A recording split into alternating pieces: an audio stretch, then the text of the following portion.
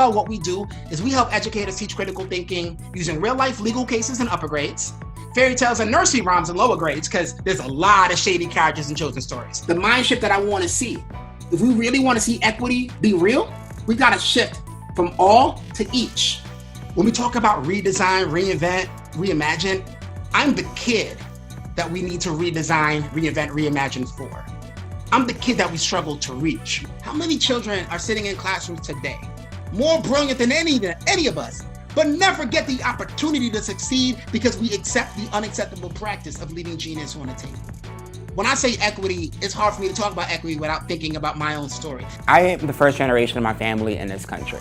I'm part of a single parent family. My dad was incarcerated for 10 years for selling drugs. We had to learn how to make $1 out of 15 cents. Growing up in Brooklyn, New York, I had to constantly be able to assess credibility.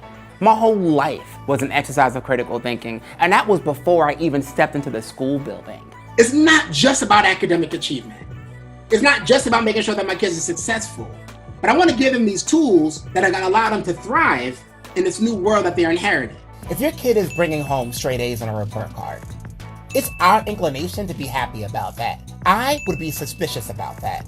I would look at that as evidence that maybe your child is not being challenged to their full capacity, because underachievement is a huge crisis in our community, where good enough is too often good enough. I'm going to give you concrete strategies to implement this. And I love that we have a mix of folks in here, some administrators, some teachers, some teacher trainers, teacher supporters, because really we're giving you frameworks right now that are gonna be practical in any sort of sense that you're interacting with students in education and teachers in education. There is a because not despite story that our kids have, where there's amazing magic happening in their lives, in their communities, in their homes that we need to unlock. It's never been about street smart. Street smart is a myth, it's just smart.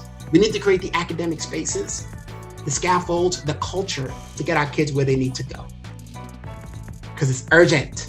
It affects everything. If we can create that critical thinking pathway as a way to racial justice and embed it in all those things, it will never feel like one more thing.